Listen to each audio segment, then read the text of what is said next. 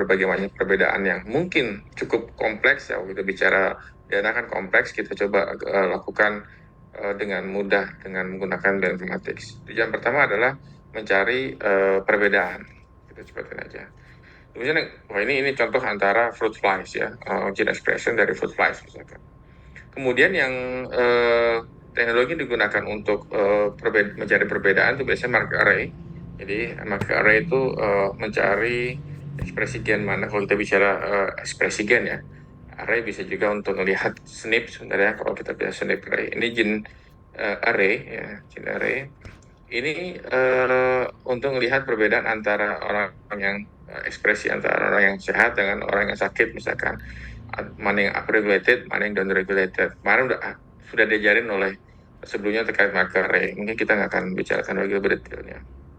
Gene array. Kemudian yang bioinformatics kedua yang dilakukan dari tujuan dari kedua bidang bioinformatik itu adalah mengurutkan, membandingkan, memprediksi, dan menganalisis.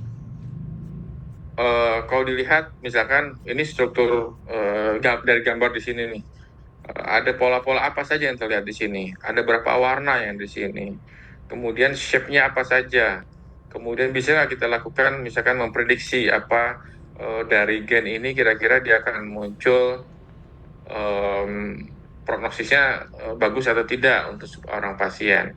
Kemudian apakah dia punya peluang untuk muncul misalkan cancer dengan kondisi gennya, dengan kondisi lingkungan, dan juga dengan misalkan dari histori keluarganya. Ini dilakukan di bidang bioinformatics. Ya, jadi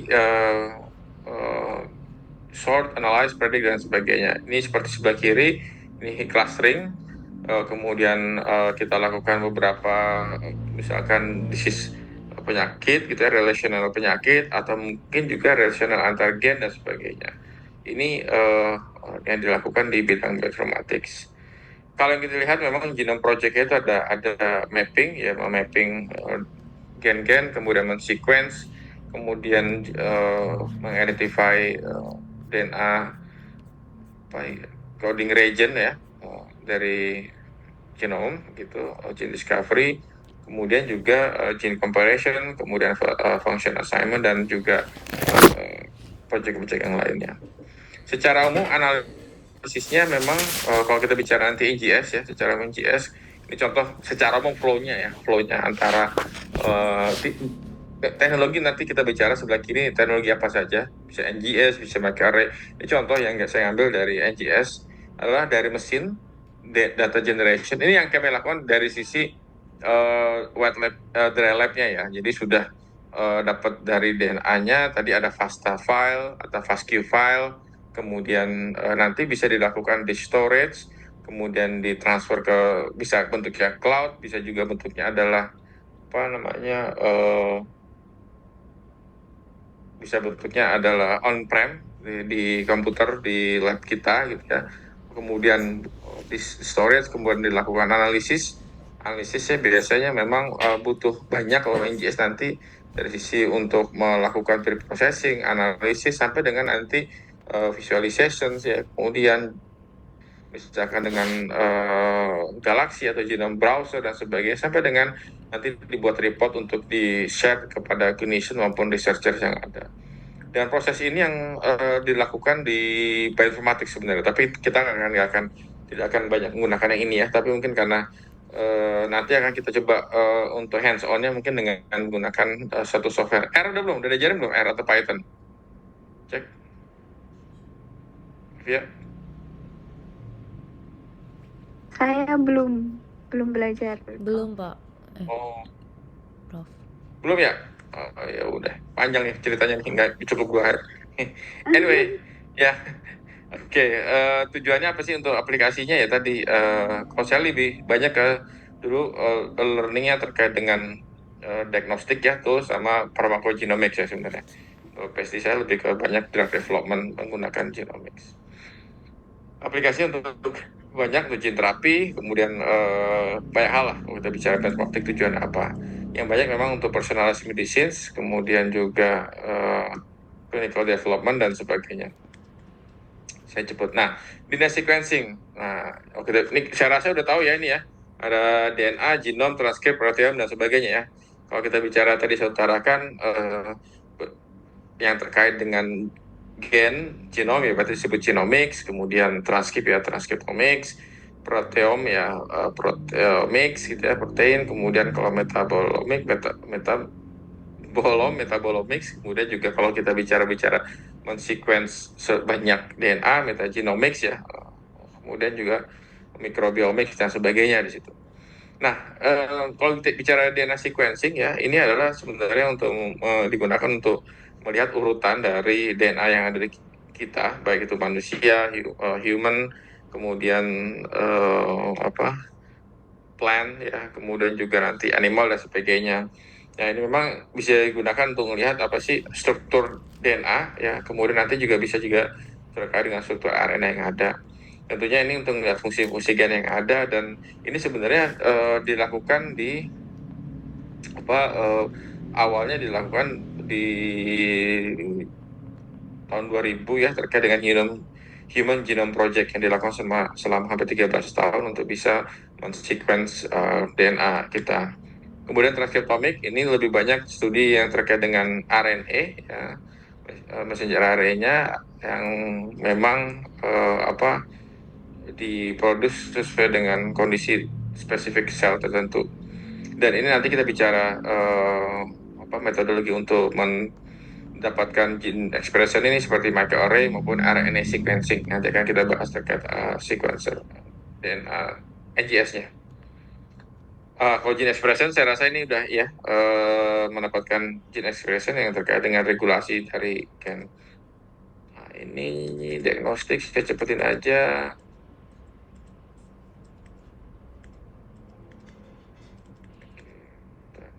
Nah, kalau kita bicara teknologi bioinformatiknya, itu bicara pertama adalah Sanger sequencing. Ini untuk di-develop untuk mengkomplit Human Genome Project di tahun 2000, selesai tahun 2013. Dan ini cukup laborious sebenarnya, tapi ini menjadi gold standar dulu. Jadi men-sequence, dia bisa men-sequence DNA itu juga dipotong-potong, dia chop menjadi beberapa bagian yang cukup banyak ya, cukup panjang. Jadi bagiannya itu adalah sekitar 1000 bahasa dipotong, kemudian dia akan membaca sekian. Dia mampunya sebenarnya bisa baca 1000 harusnya, tapi dia hanya bisa membaca sekitar 900-an bases gitu ya, karena kemampuan dia untuk baca tidak sebaik yang setelah dia melakukan proses 1 sampai dengan 900-an itu kualitasnya kualitas untuk membacanya semakin rendah. Makanya hanya mampu bisa membaca sekitar 900 basis. Kemudian teknologi yang berikutnya adalah microarray. Microarray ini sebenarnya juga basisnya kalau tadi adalah benar-benar baca, kalau microarray ini hibridisasi dia. Jadi lebih banyak dia gunakan hibridisasi untuk baik itu messenger mRNA-nya maupun cDNA-nya, kemudian dikasih warna, dilihat seberapa terang warna tersebut, kita akan bisa melihat kita bisa estimasi kira-kira abundannya atau banyaknya gen ekspresi dari gen tersebut atau RNA-nya. Kemudian yang dibahas adalah berikutnya disebut sebagai next NGS, next atau second generation sequencing. Ada juga yang third generation sequencing yang sebenarnya ini lebih advance saat ini karena lebih cepat dibandingkan dengan Sanger sequencing, tapi memang dia lebih bisa menghasilkan cukup banyak data yang ada. Datanya saya cepat aja karena ini sebenarnya bukan buat ini. Ada pertanyaan sampai sini? Saya akan masuk ke NGS-nya biar cepat saja. Untuk microarray saya harusnya udah bisa semuanya.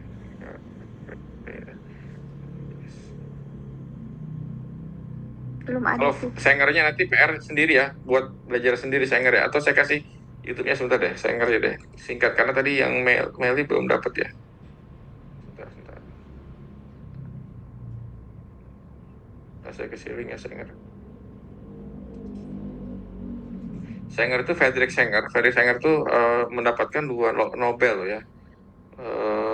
Nobel yang sebenarnya terkait dengan bisa membaca Sanger. Oh, ini aja nih, ini paling mudah ini 15 tahun yang lalu nih.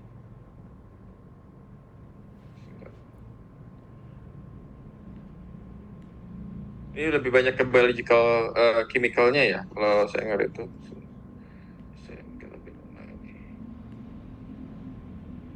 Suara kedengeran nggak? Cek suara lagunya.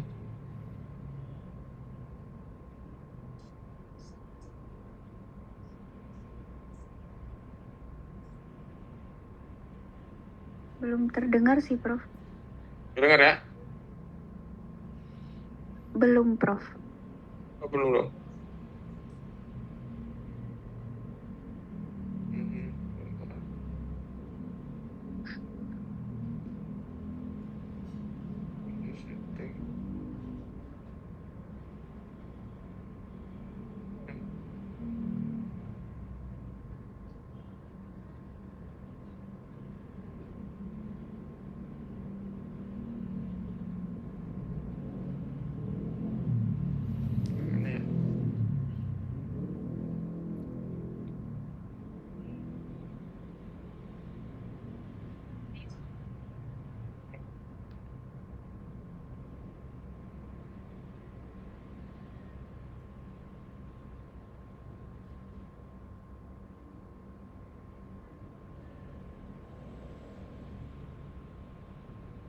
Ini cukup ribet nih. Kan saya berikan ini nih.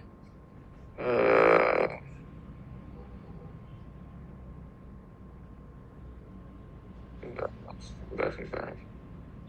Suara nggak kedengeran ya tapi ya? Di saya enggak, Prof. Iya, suara videonya belum ada, Prof. Suara videonya kemana ya ini ya? Share video. Ah, ini dia nih. Sekarang ini. This is where Sekarang udah ya? DNA is made up of a chain Sudah, Prof. Oke? of 4 different nucleotides. Ini tadi yang dibilang di Overlap.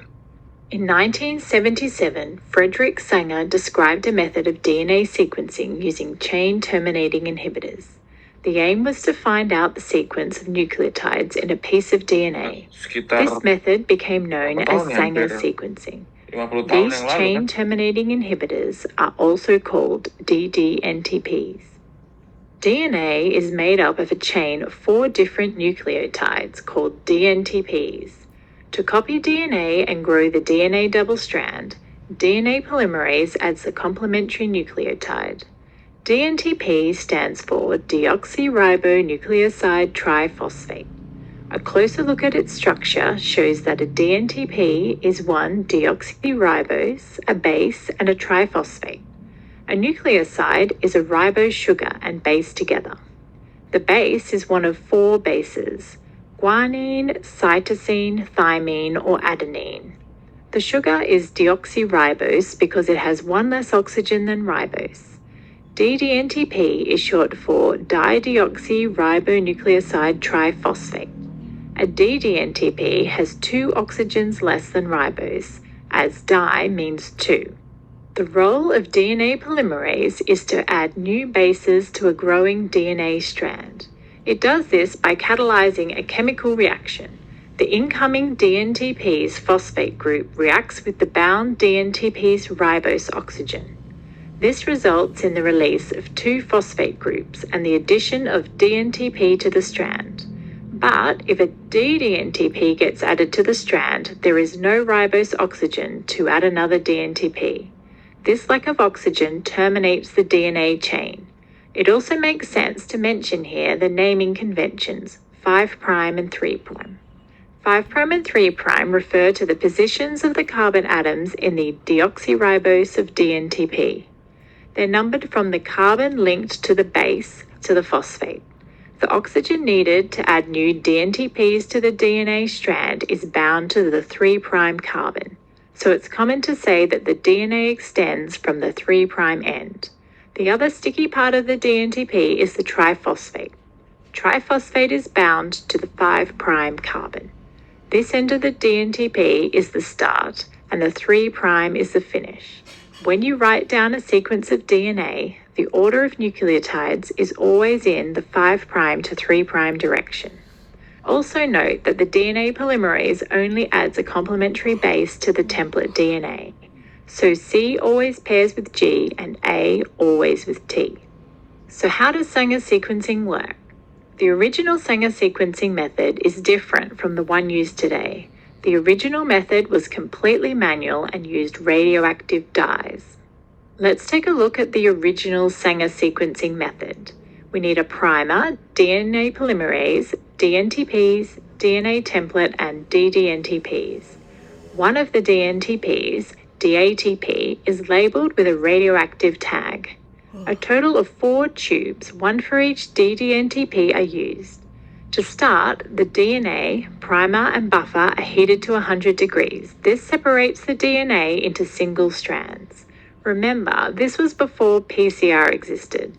Heating up regular DNA polymerase inactivates it, so it gets added later. Next, the mixture cools to 67 degrees to allow the sequencing primers to bind. Now we add DNA polymerase, all 4 DNTPs and one of the 4 ddNTPs to each tube.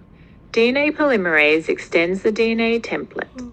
A ddNTP incorporates into the strand, terminating the fragment.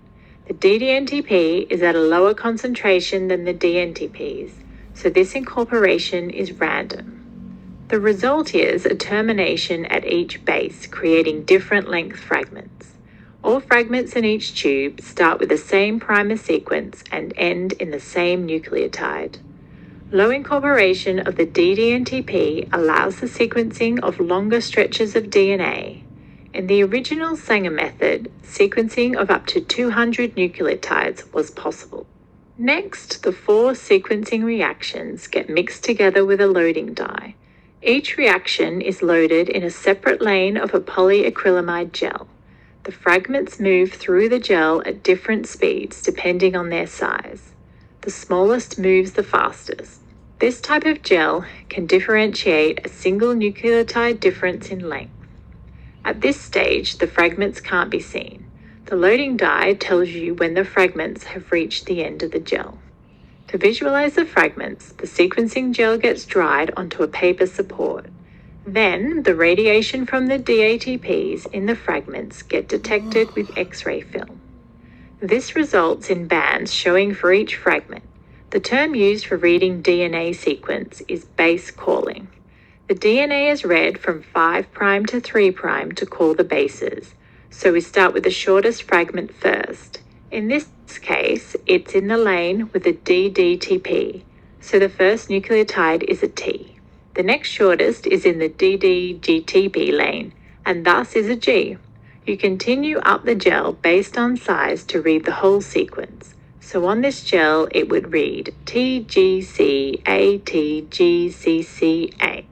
The original Sanger sequencing method was very labor-intensive. It also took 4 days to sequence 200 nucleotides from only a few samples. There was a great need to streamline and automate this process. Applied Biosystems created the first commercial sequencing instrument in 1987, the AB37, after sequencing.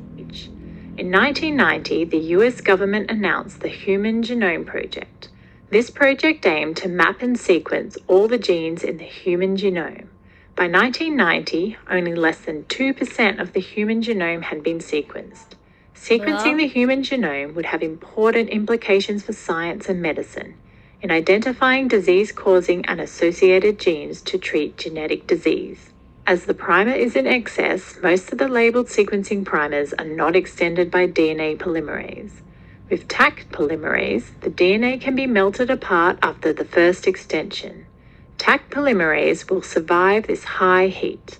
It can then be cooled again to anneal another sequencing primer.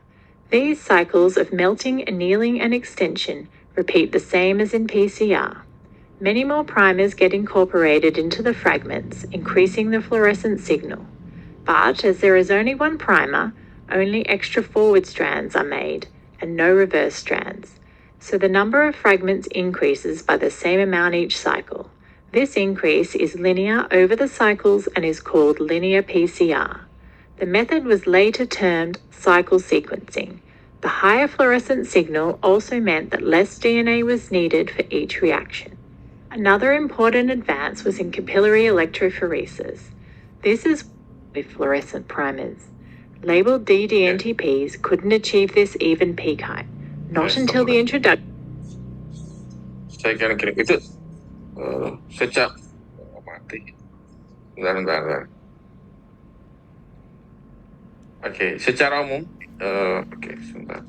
Secara umum itu yang dilakukan ya, saya. Jadi memang sequencing Sanger itu laborious. Jadi tadi awalnya cuma 200 bahasa, kemudian dengan teknologi yang sudah di advance-kan pakai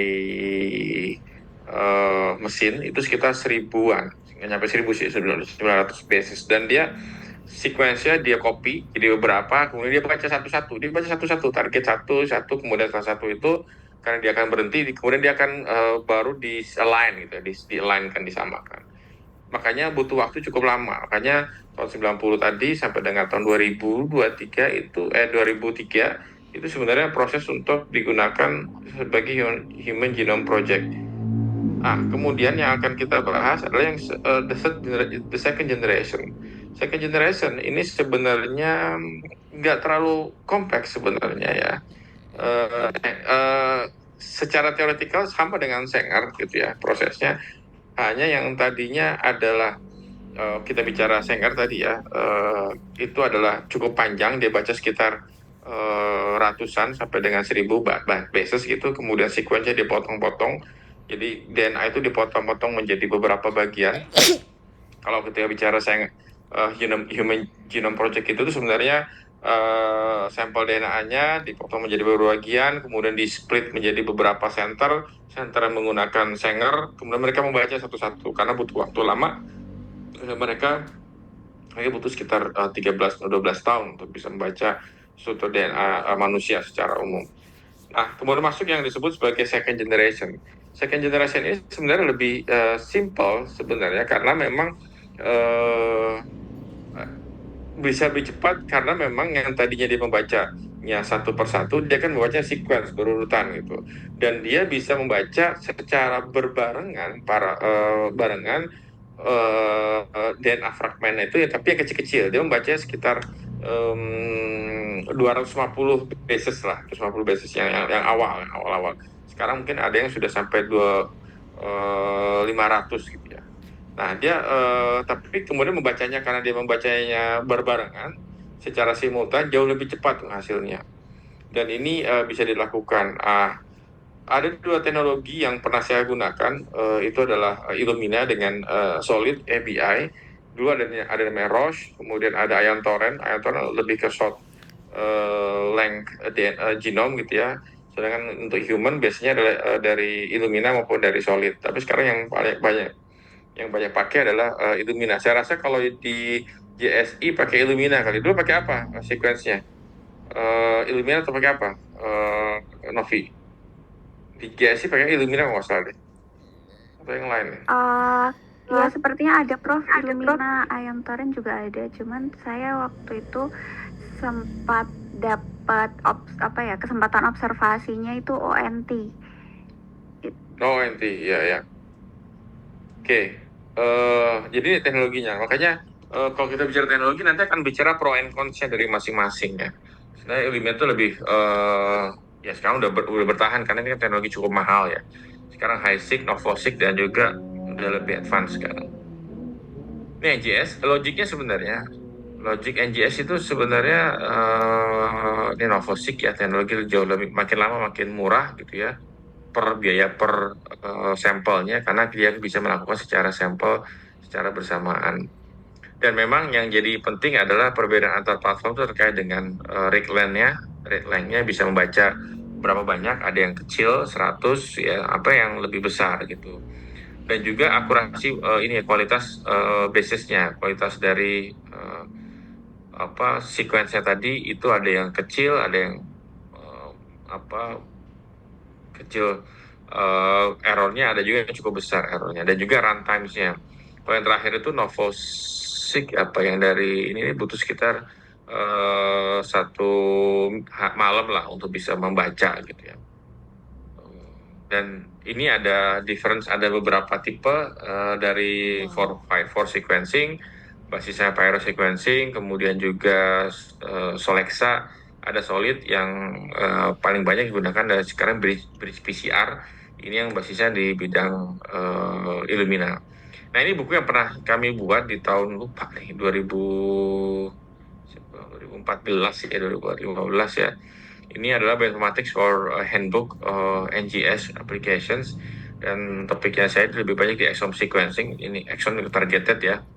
Juga ada di transcriptomics sebenarnya. Sedangkan di sini untuk lihat chapter-chapternya ada, kalau kalian bisa dapatkan baik itu online maupun offline lah gitu ya, atau yang dicetak gitu ya.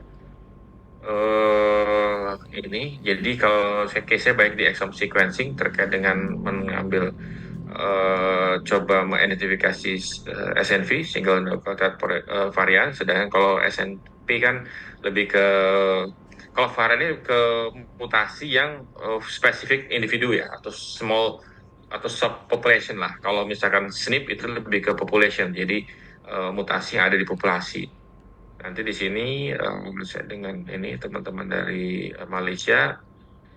Kemudian ada juga nanti bukunya nih, Next Generation Sequencing Cancer Research, menarik juga bukunya. Buku kedua ini terkait dengan bagaimana perbandingan teknikal dari beberapa NGS yang ada, seperti Roche, kemudian Illumina, Helicos, dan juga yang PacBio ya, Pacific Bioscience, dan baik sekali. Memang dari sisi teknologi dan sebagainya harus dilihat mana yang bisa digunakan. Kalau human biasanya kita pakai yang HiSeq atau MiSeq ya, atau Novosig untuk terkait dengan long DNA. Ini perbandingan NGS platformnya, ada apakah ini short read, long read. Kemudian kenapa bedanya short read dengan long read, itu nanti juga terkait dengan bagaimana dia membacanya DNA tersebut. Kalau short itu biasanya nanti akan banyak filenya, akan banyak shortnya, sehingga untuk memetakan, mensequenskan jauh lebih kompleks dibandingkan dengan long read. Tapi lebih kekurangan long read adalah biasanya semakin lama, semakin panjang membacanya, read-nya tadi, itu biasanya kualitas bacanya tidak terlalu bagus. Short read itu akan bisa membaca dalam waktu, ini logiknya gini, dia cuma bisa membaca mungkin 20, 30, 200 sampai 100 huruf lah gitu. Tapi kalau makin banyak pembacanya, itu kualitasnya akan makin berkurang. Tapi untuk meng-align-nya jauh lebih mudah kan. Kalau short read kan dia akan menggabungkannya lebih sulit ya. Sedangkan kalau long read akan lebih mudah. Tapi kualitas bacaannya, read length-nya read quality-nya jauh lebih bagus untuk yang short read.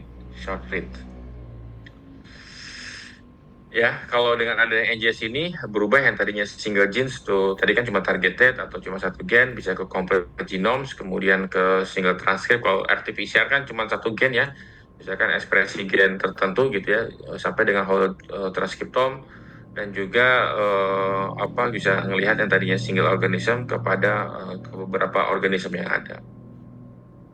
Ini ada juga beberapa artikel yang bisa dilihat di tahun 2016 terkait dengan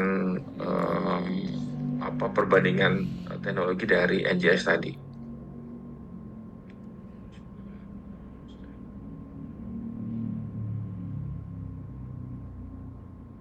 Oke, bioinformatics. Nah, NGS itu ada 100 Genome Project, ada The Cancer Genome Atlas, kemudian juga Malaria Genomics dan sebagainya. Nah, aplikasi dari NGS itu ada banyak. Yang pertama adalah kita sebut sebagai whole genome sequencing. Whole genome sequencing itu sebenarnya men-sequence yang the whole dari DNA gitu, dari genomnya. Jadi the whole dia sequence. Kalau manusia tentunya 3 miliar bases ya. Kalau misalkan binatang ada yang lebih sedikit ya. Kemudian juga plantation juga sedikit, ada juga lebih banyak. Kemudian ada disebut sebagai resequencing. Apa sih resequencing? Ini sebenarnya sama, men-sequence DNA-nya, tapi DNA yang sudah di sequence sebelumnya. Seperti misalkan kita mengenom men-sequence manusia, misalkan saya mau men-sequence DNA saya sendiri, itu disebut sebagai whole genome resequencing. Karena apa? Karena kita sudah tahu sequence human, tapi kita resequence untuk melihat apakah ada perbedaan sequence DNA kita dengan general population, dengan yang lain, dengan manusia rata-rata. Makanya sequence ulang. Ada juga disebut sebagai exome-seq. Exome sequencing ini adalah sequence yang mentarget exome saja, jadi intronnya di skip gitu ya. Ini jauh lebih sedikit ya, biasanya ini nanti akan kaitannya dengan protein coding area saja. Kemudian RNA sequencing, RNA yang di sequence untuk melihat terkait dengan gene expressions. Aplikasinya yang tadi saya utarakan untuk RNA sequencing, kemudian untuk mendapatkan genetic variation seperti SNP atau CNV, copy number variations ya, atau juga ChIP-seq ini untuk interaksi dengan protein dengan DNA untuk melihat fungsionalnya juga. Nah, pertama whole genome sequencing. Whole genome sequencing ini yang proses secara umum adalah dia dari DNA diekstrak ya, kemudian dari ekstrak itu diambil, dia potong-potong, dia gunakan, itu bisa chemical, bisa juga pakai sound gitu ya untuk memotong DNA-nya menjadi yang short reads gitu ya. Kemudian dari short reads itu dia masukkan ke dalam platform seperti Cosmol Genome tadi saya utarakan 4x4 Roche gitu ya. Kalau yang large genome seperti human gitu atau misalkan binatang monkey gitu atau yang lainnya itu pakai Illumina maupun solid. Kemudian ada dua pendekatan untuk whole genome sequencing. Yang pertama adalah de novo assembly. De novo assembly itu ya karena belum ada sequence-nya, dia coba gabungkan gitu ya di ensemble gitu, di ensemble DNA-nya untuk melihat DNA sequence yang ada yang baru. Sedangkan yang paling sering dilakukan itu map against reference. Jadi reference misalkan manusia, kita mencoba setelah di DNA di sequence, kemudian kita petakan, kita map dengan reference yang ada. Ini contohnya misalkan di atas ini adalah DNA-nya, kemudian dia biasanya DNA itu di copy ya, jadi beberapa copy, kemudian masing-masing copy itu kemudian di break ya, dipotong-potong menjadi yang kita sebut sebagai reads ya, bacaan gitu ya, reads ya. Kemudian masing-masing reads itu kemudian dibaca gitu ya. Nah, bacaan satu piece reads tadi itu biasanya nanti ada yang disebut sebagai single N atau pair N gitu. Dia akan baca, karena kemampuannya dia itu nggak banyak sehingga dia bisa membaca dari satu sisi, dari 5' maupun dari 3' ya, dari dua sisi itu dibaca. Nah, pembacaannya tadi kemudian setelah dibaca dia akan langsung dia petakan ke referensi genom yang ada. Nah, ini disebut sebagai sequence reads yang di bawah ini. Nah, karena kalau dilihat dia jadi potongan-potongan kecil ini. Nah, kalau di bidang whole genome sequencing di NGS itu ada yang disebut sebagai coverage. Bisa nggak ada yang coverage the whole genome-nya? Kemudian depth-nya, berapa besar dia bisa kualitas dari DNA-nya. Jadi biasanya semakin besar, semakin banyak kopinya. Jadi DNA itu di copy misalnya 30 kali, kemudian dari 30 kali di copy, kemudian masing-masing 30 itu dia break menjadi bagian-bagian kecil secara random, kemudian baru dipetakan. Depth-nya tadi itu menggambarkan kualitasnya. Jadi harapannya biasanya 30x ya, 30 times gitu ya. Kemudian juga read length-nya kalau bisa agak panjang gitu ya, read length-nya, dan juga the whole genome-nya bisa di cover seluruh bagian dari whole genome. Nah, kalau yang satu read length ini saya satu read ya, satu read ya, ada ini nggak? Oke, misalnya ini satu read dipotong-potong jadi kecil, kemudian baca dari sebelah kiri, baca dari sebelah kanan gitu ya.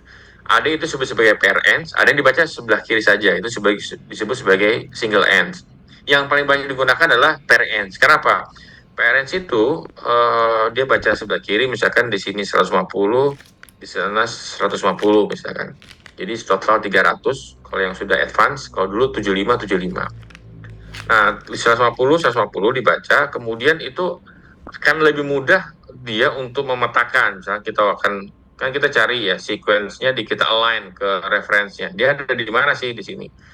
Kalau dia adalah PRNs, dia akan lebih bisa memastikan bahwa yang kita petakan itu tepat. Kenapa? Karena dia akan memetakan di sebelah kiri dengan sebelah kanannya. Karena kan memang ada repeated region ya.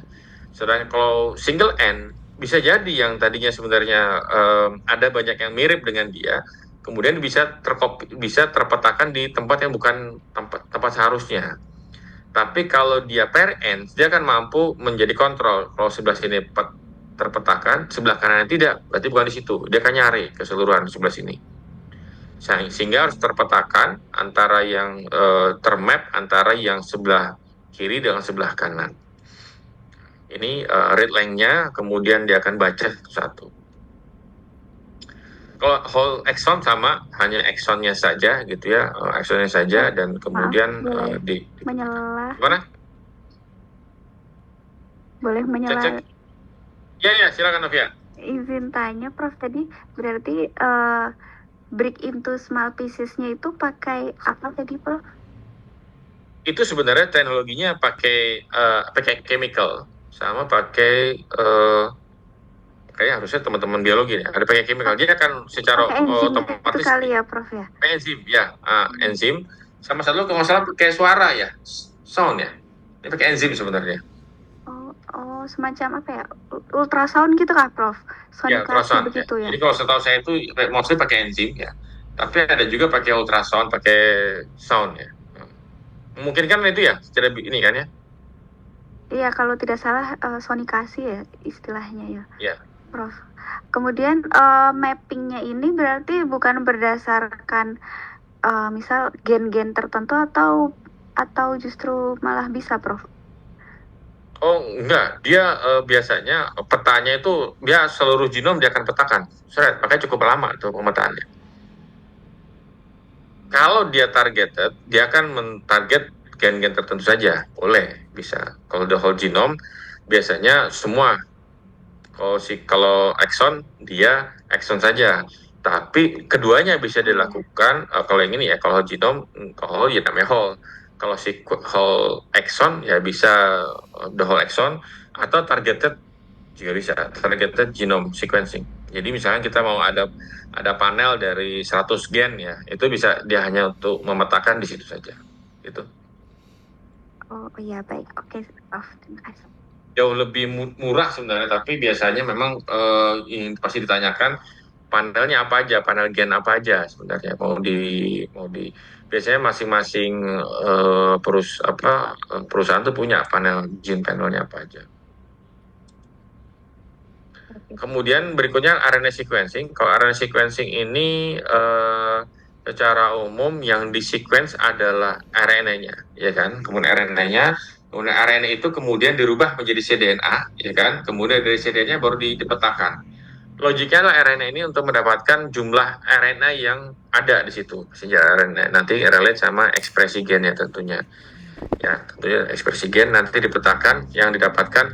Yang PR-nya untuk RNA ini adalah ketika dipetakan ke DNA adalah ada splice varian, ya kan? Ada splice junction-nya gitu kan. Sehingga yang tadinya bentuknya adalah kalau RNA kan hanya exon-exon saja. Dia harus petakan lagi dengan exon dengan memperhatikan intron yang ada.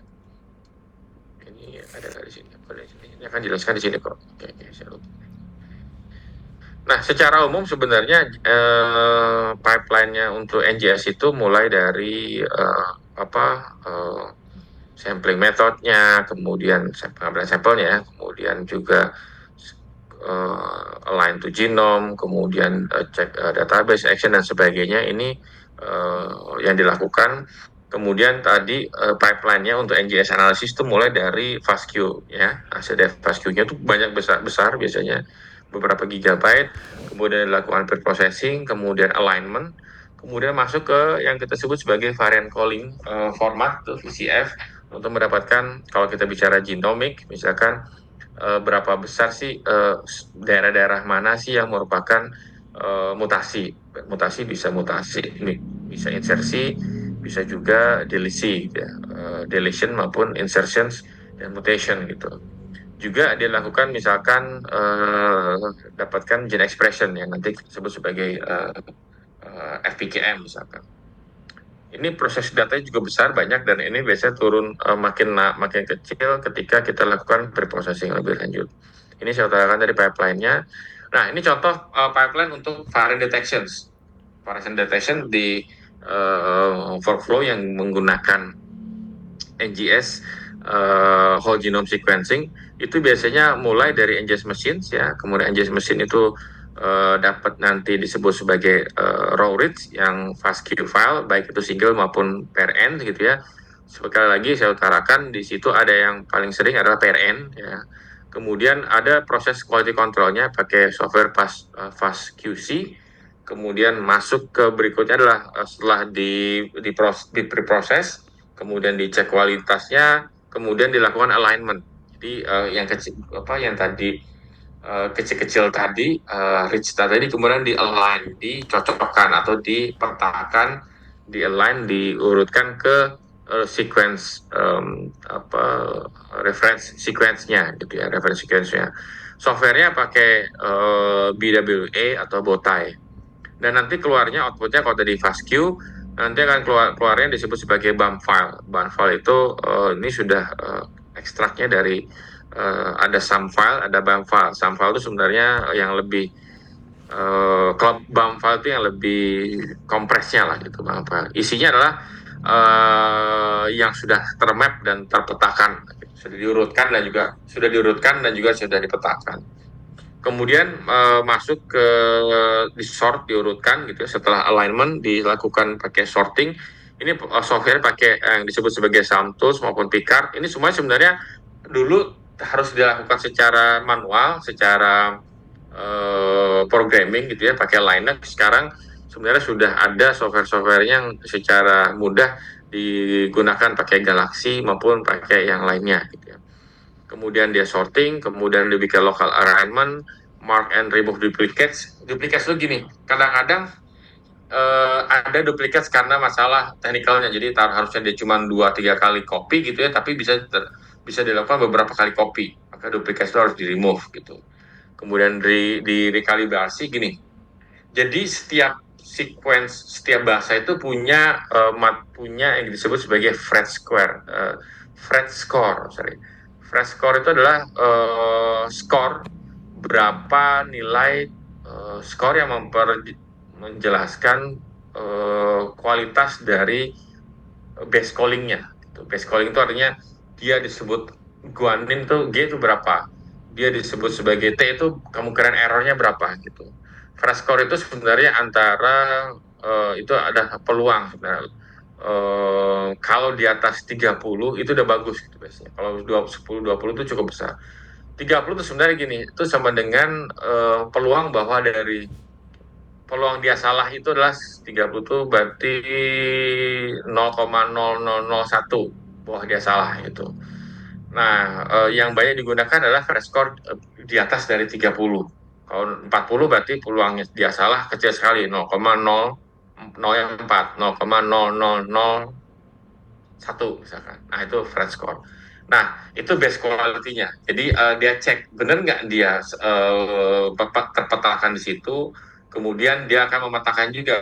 Ada Phred score base quality-nya, ada Phred score memetakan reference tadi, memetakan rate tadi ke referensinya. Jadi kalau kita bicara blok ini, misalnya kalian lihat video saya tergambar.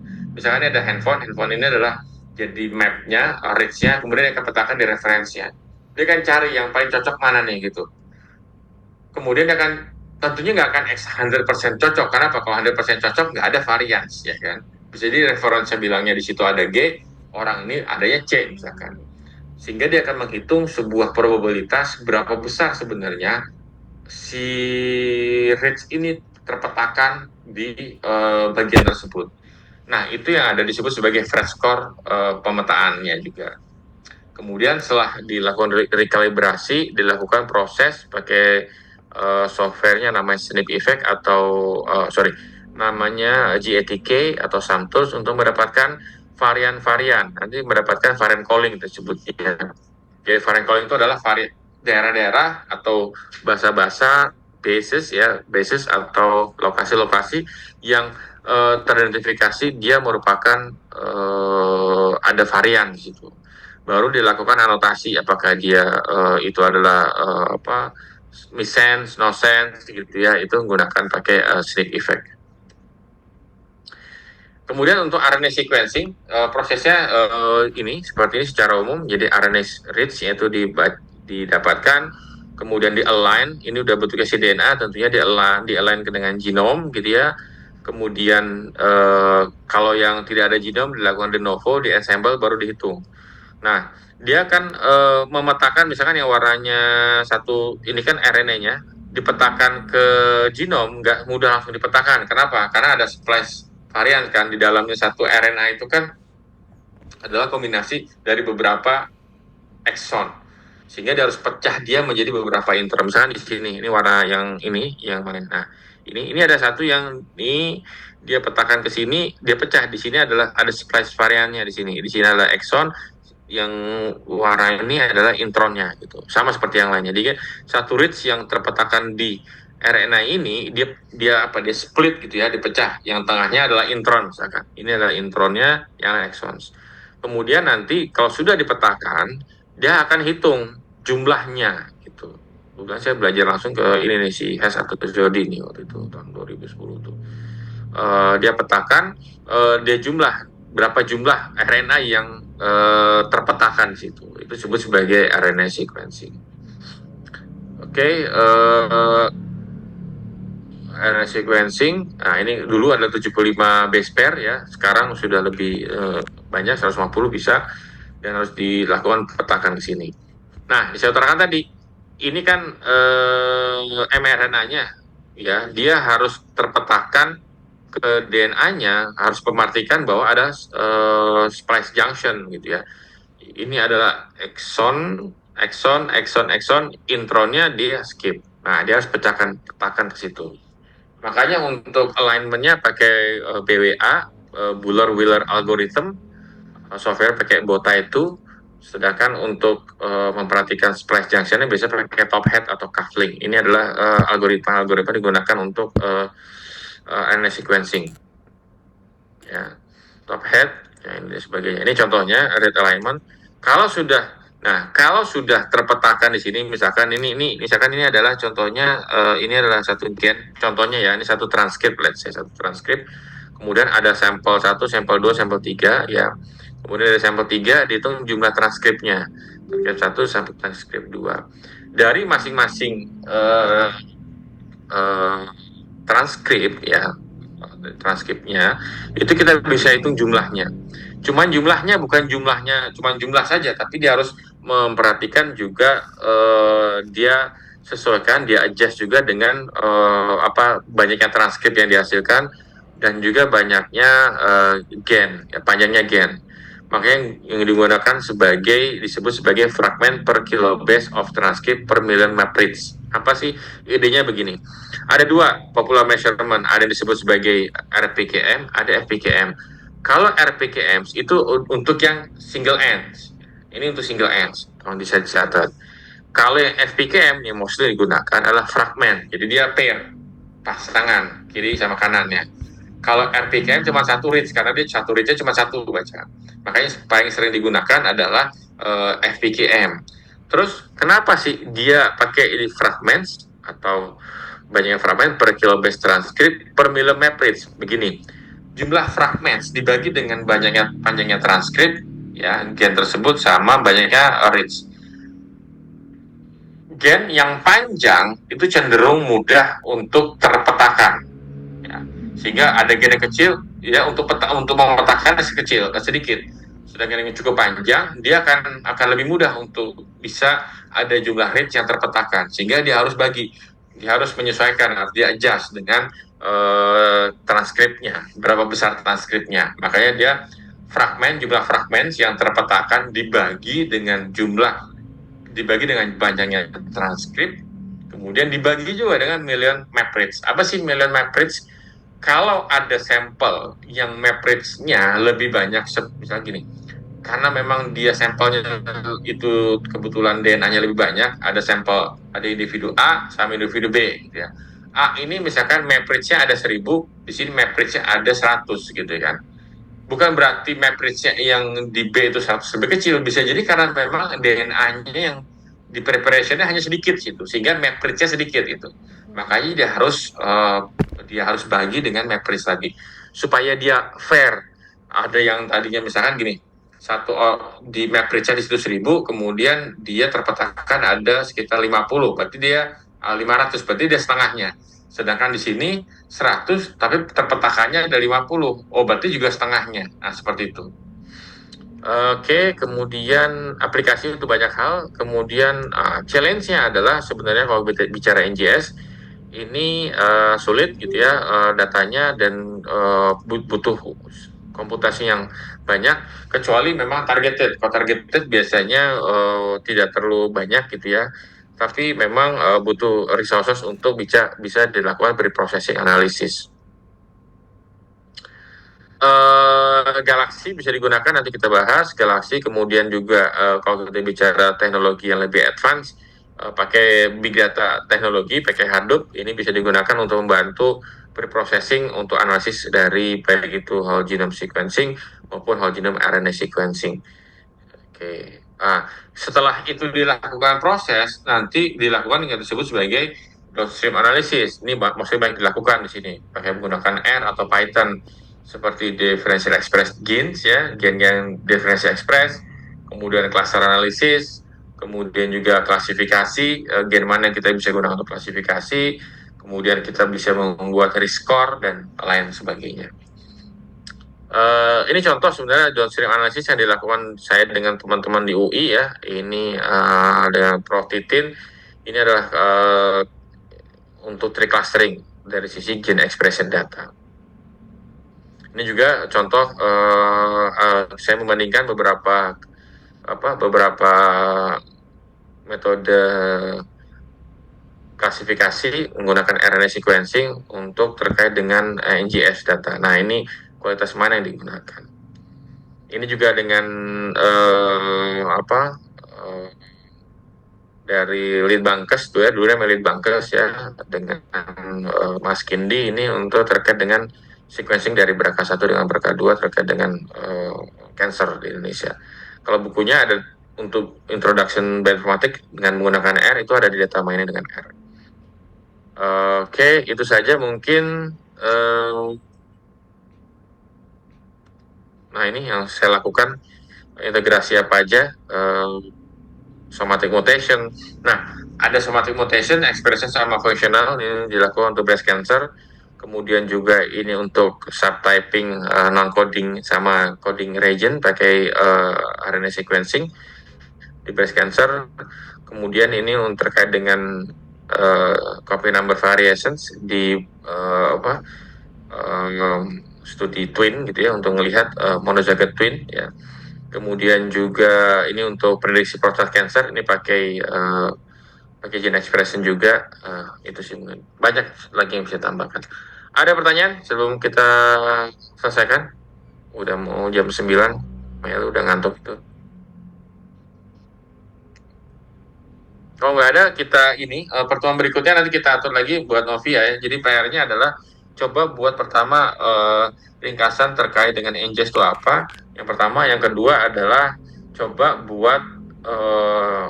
ambil satu case implementasi dari satu artikel terkait dengan NGS, kemudian coba buat review terkait dengan software terkait dengan artikel tersebut yang menggunakan NGS. Satu case aplikasi NGS dari satu paper, Prof, atau berapa? Dari satu paper atau dari beberapa paper kemudian paper aja. Satu overview NGS teknologinya kalian buat dari beberapa paper, overview boleh. Kemudian dari sisi teknologinya.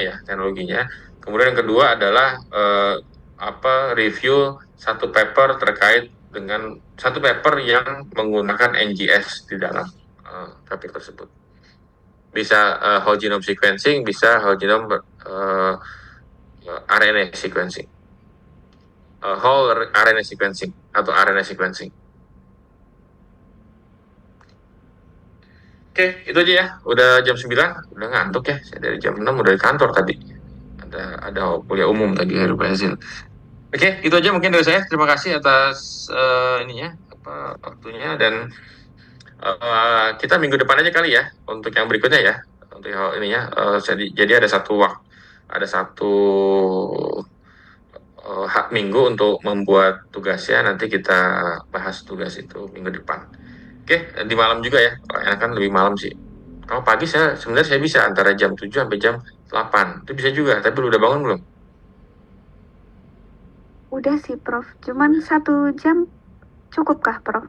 Ya, Jam 7 boleh sampai jam sampai 9. 8. Maksudnya saya jam 7 udah datang biasa dari kantor. Setengah 7 dari kantor juga aman sih. Ya, Oh ya. Baik, nanti kami koordinasikan lagi ya, Prof, untuk jadwalnya apakah pagi atau malam begitu. oke. Gitu ya. Tapi 1 minggu berarti sekarang hari Selasa, mungkin Rabu depan lah gitu. Nggak kemana-mana sih. Karena kemarin waktu ini saya seminggu di Brisbane kemarin tuh, baru pulang hari Minggu sih. Makanya baru banyak kegiatan. Oke, terima kasih semuanya. Assalamualaikum warahmatullahi wabarakatuh dan selamat malam semuanya. Terima kasih. Waalaikumsalam warahmatullahi wabarakatuh. Terima kasih banyak, Prof, Terima atas kasih, Prof. waktunya. Ya, terima kasih. Pusing. Astaga. Apa itu single reach? Apa itu double reach? Bedanya apa nggak tahu. Ya Allah. Sumpah advance